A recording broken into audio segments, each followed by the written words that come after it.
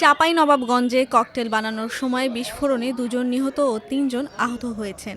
14 ফেব্রুয়ারি ভোর 5টায় সদর উপজেলার চর বাগডাঙ্গা ইউনিয়ন পরিষদে পাঠাপাড়া গ্রামের একটি বাড়িতে এ ঘটনা ঘটে। এ ঘটনায় আহত 3 জনকে উন্নত চিকিৎসার জন্য রাজশাহী মেডিকেল কলেজ হাসপাতালে ভর্তি করা হয়েছে।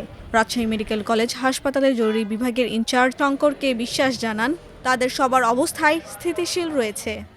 জরুরি বিভাগে 2 জন চাঁপাইনবাবগঞ্জ সদর হাসপাতাল থেকে রেফার হয়ে আমাদের এখানে আসে। তাদেরকে সার্জারি 2 এবং নিউরোসার্জারি 8 এ ভর্তি করা হয়। একই ঘটনায় 9টা 30 ঘটিকায় আরেকজন আসে, তাকে সার্জারি 2 নম্বর ওয়ার্ডে ভর্তি করা হয়। বর্তমানে একজন সার্জারি থেকে রেফার হয়ে 25 নম্বর চক্ষু বিভাগে ভর্তি আছে, একজন 8 অর্থাৎ নিউরোসার্জারি বিভাগে এবং একজন সার্জারি 2 ওয়ার্ডে চিকিৎসাধীন আছে।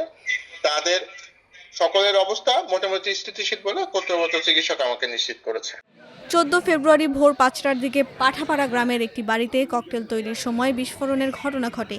এতে বাড়ির ইটের দেয়াল ধসে পড়ার পাশাপাশি টিনের চাল উড়ে যায়।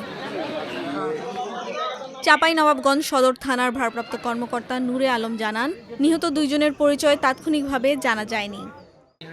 ঘটনাস্থল পরিদর্শন শেষে চাঁপাইনবাবগঞ্জের পুলিশ সুপার গৌতম কুমার বিশ্বাস বলেন, আলামত সংগ্রহ করে র্যাবের বোম ডিসপোজাল ইউনিটকে খবর দেওয়া হয়েছে। আলামের বাড়িতে একটি ককটেল একাধিক ককটেল হয়তো বিস্ফোরণ হয়েছে। এই বিস্ফোরণে স্কোয়াড ডেড হয়ে 2 জন নিহত পড়ে আছে এবং 3 জন ব্যক্তি আহত হয়ে হাসপাতালে ভর্তি হয়। সেখান থেকে তাদেরকে রাজশাহী মেডিকেল কলেজ হাসপাতালে রেফার করা হয়েছে। তো আমরা ঘটনাস্থলে এসেছি, এসে আমরা আলামত এখনো সংগ্রহ করে